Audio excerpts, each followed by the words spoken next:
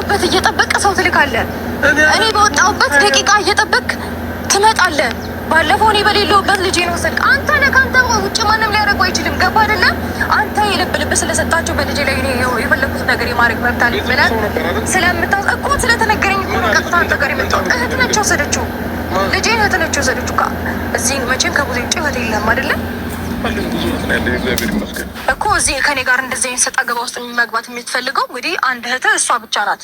ከኔ ጋር ምን እንዳላት እግዚአብሔር ይወቀው። የምትፈልገው ነገር ካለ ፊት ለፊት ታናግረኝ። ጉዳይ ካላት ሌላ ኬስ ካላት አልረጋጋም። ልጄን ወስደችብኝ። እንዴት ነው የምረጋጋው? የልብህን አድረሳ ተረጋጊ ስትል አታፍርም? አብርሃም ስርዓት ያዝ፣ በቃ ስርዓት ያዝ። የልብህን አድርገህ ተረጋጊ ስትለኝ እንዴት ነው ልረጋጋ የምችለው? የሚፈጠረውንማ እስቲ አንተ ልጄን አትመልስልኝና እኔ ያሳያለሁ። እንተያያለን። ግድ የለኝም ለመተያየቱ።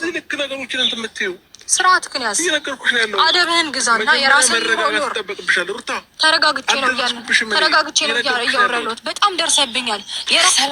ሰላም የተከበራችሁ ቤተሰቦቻችን እንደምን አላችሁ? እኔ ደህና ነኝ። ያው ደህና ነን ከተባለ ደህና ነኝ፣ ፈጣሪ ይመስገናለሁ። ያው ዛሬ በድጋሚ መጥቻለሁኝ። ትንሽ ኮንፊውዝድ ሆኛለሁ።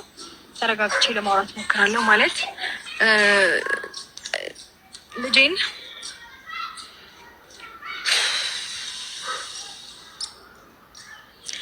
በሌለውበት መተው ወስደውታል። ይሄ ደግሞ የማን ሀሳብ እንደሆነ ጠንቅቄ አውቃለሁ። አብርሃም ትንሽ ነገር ካሰበ የሚተባበሩት እህትና ወንድሞቹ ናቸው። ስለዚህ እኔን የሚያግዙ እኔን የሚጠቅሙ ወይም ደግሞ እኔን የሚረዱ ይመስላሉ እንጂ እኔን መጉዳት ነው የሚፈልጉት። ከኔ ምን እንደሚፈልጉ አላውቅም። እኔ በሌለውበት ልጄ የምትንከባከብልኝ ልጅ ሄደው አስፈራርተዋት ወስደውባታል። እንመልሰዋለን ምናምን ለማንም እንዳሰጭ ብላኛለች ስትል እኛም እኮ አክስቶቹ ነን መብት አለን ሲጀመር በእኛ መሀል አይመለከትሽም ምናምን ብለው አስጠንቅቀዋት አስፈራርተዋት ልጅቷን አስጨንቀዋት ልጄን ይዘውት ሄደዋል ማለት ነው። ሙዜ እንደሆነች ተነግሮኛል። ልጁን መታ የወሰደችው እሷ እንደሆነች ተነግሮኛል። ስለዚህ ይህ ሀሳብ ደግሞ የአብርሃም እንደሆነ ስለማቅ ጠርቼዋለሁ። ልጄን በአግባቡና በስነስርዓቱ እንዲመልስልኝ እፈልጋለሁ። ከዚህ በፊትም ይሄንን ነገር አታድርግ ተብሎ ተነግሮት ነበረ።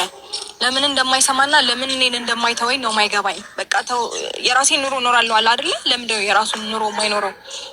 በልጄ እንደማጨክንና በልጄ ድርድር እንደማላቅ ስለሚያውቅ ነው ዛሬ በሱ በኩል ከመጣሁባት ድጋሚ ነገሮችን እንደ በፊቱ ይሆናል ብሎ ጠብቆ የሚሆን አላውቅም።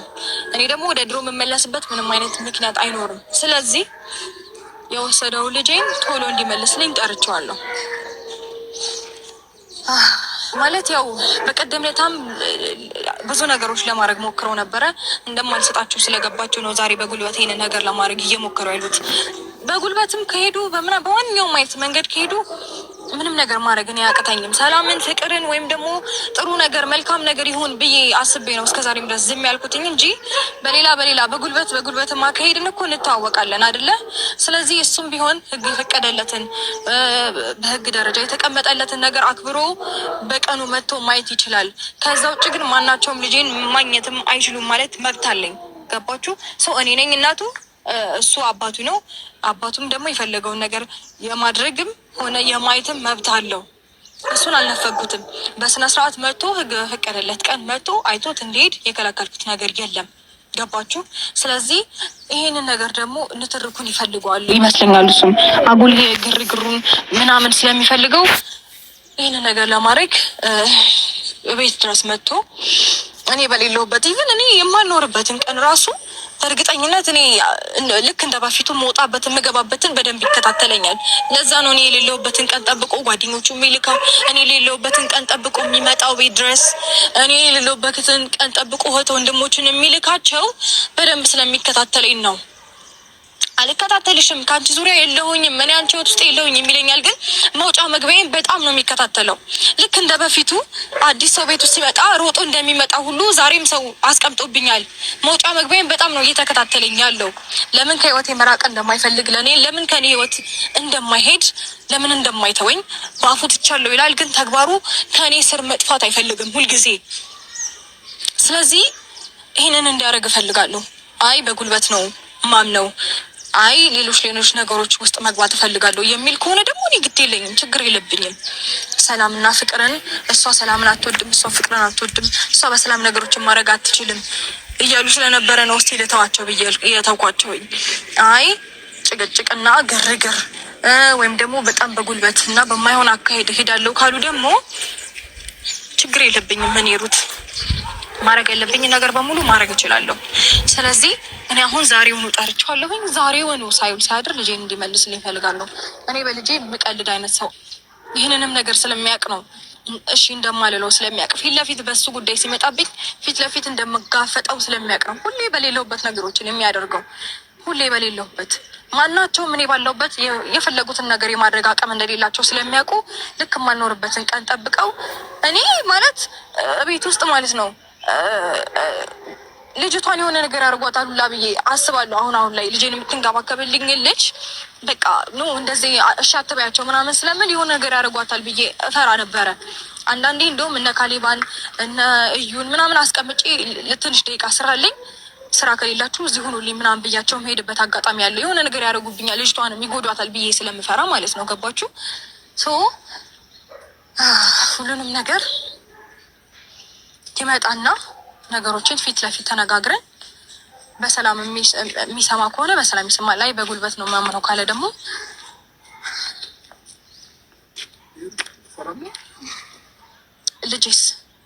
ልጄስ ሰላም በቃ ይበቃናል። ደህና ነህ? እግዚአብሔር ይመስገን። እኔም ደህና ነኝ። አሁን ግን ልጄን ፈልገዋለሁ። ልጄን የት ነው የወሰዳችሁት? አቤት ታውቃለህ አብርሃም፣ እህት ነች ወሰደችው። ታውቃለህ መውሰዷንም አላውቅም ነበረ።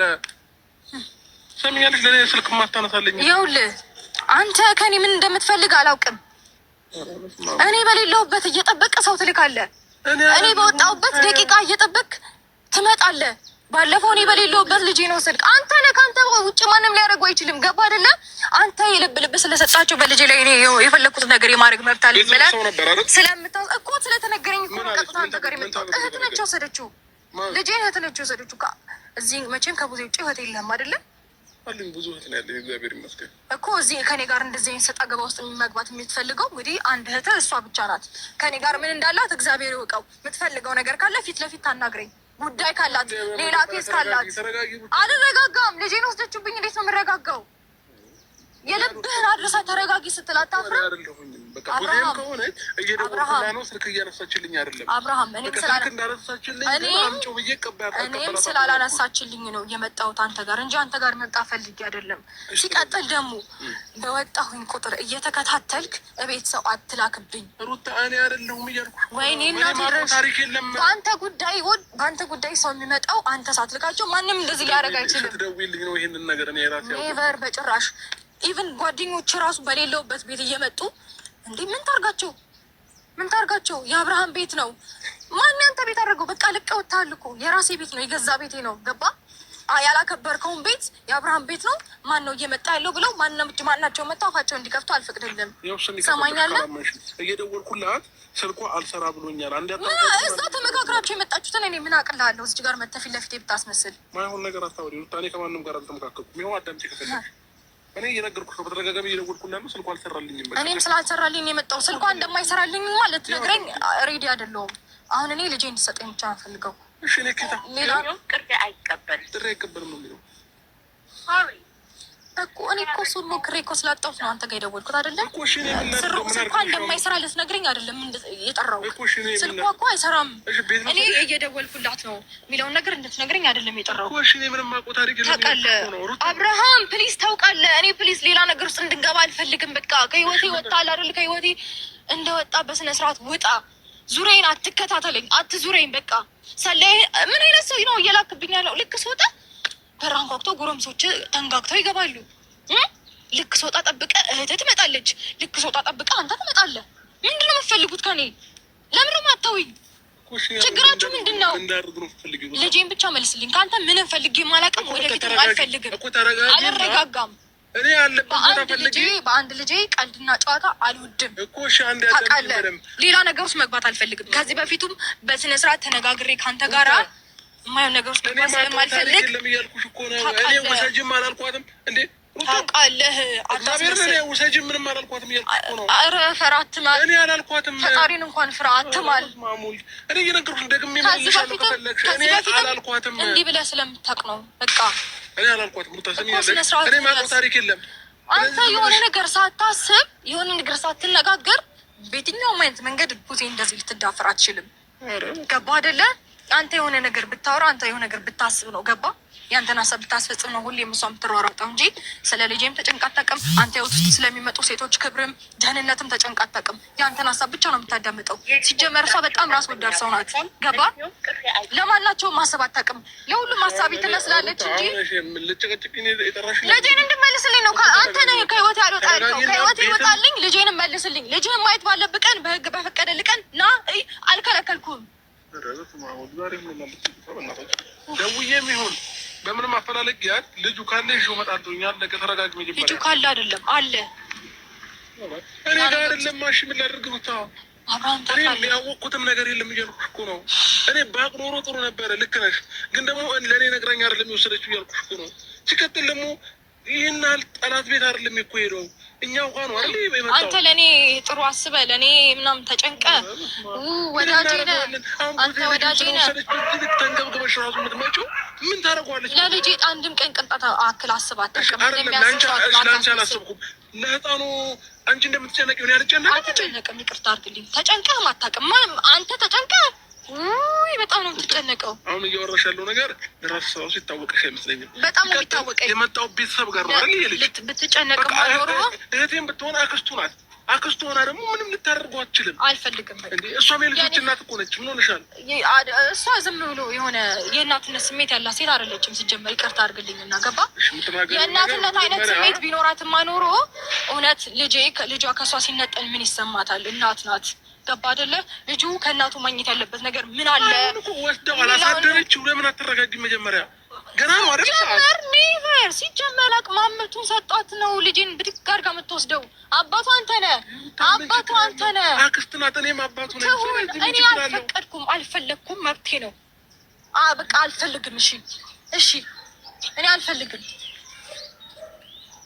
እኔ ካልፈለግኩስ ከኔ ልጄን ነጥላችሁ እኔ መብላት ሀሳባችሁን በደንብ ነው የማውቀው። የሆነ ጠላት ልጁን አንስቶ ኦፍኮርስ መቼስ እኔን በዚህ ልክ ለመጉዳት ባታስቡ ይሄ ጠላትነት ነው። ከዚህ በላይ ምንም ሊሆን አይችልም። ገባ? ልጄን ከኔ ነጥላችሁ እኔን መጉዳት፣ እኔን ማሳዘን፣ እኔን ማስለቀስ ነው የምፈልጉት። ይህንን ደግሞ እያማራችሁ ይቀራል። አንተም ሁላችሁም ዙሪያ ያሉ ሰዎች እያማራችሁ ይቀራል። ልትጥሉኝም ሆነ በምታረጉት ነገር የምታረጉትን ነገር እረዳለሁ።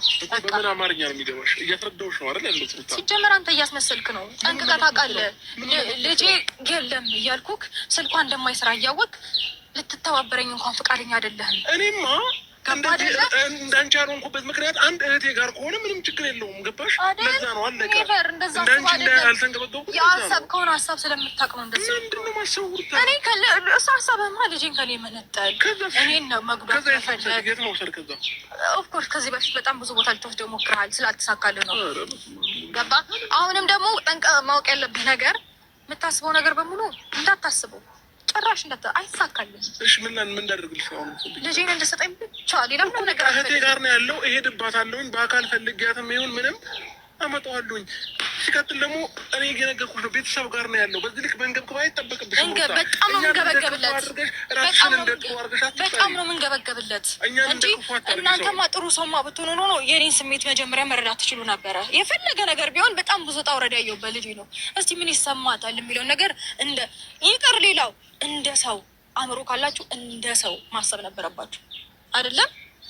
የትኛውም ሰው እኮ እንዴ ልጅ ከእናቱ ጋር ሲነጠል የሚሰማትን ስሜት ማንም ይረዳል። እናንተ መረዳት አቅቷችሁ ነው። እናንተ ይህን መረዳት አቅቷችሁ ነው። ኦፍኮርስ እናንተማ ያው አትመስሉም።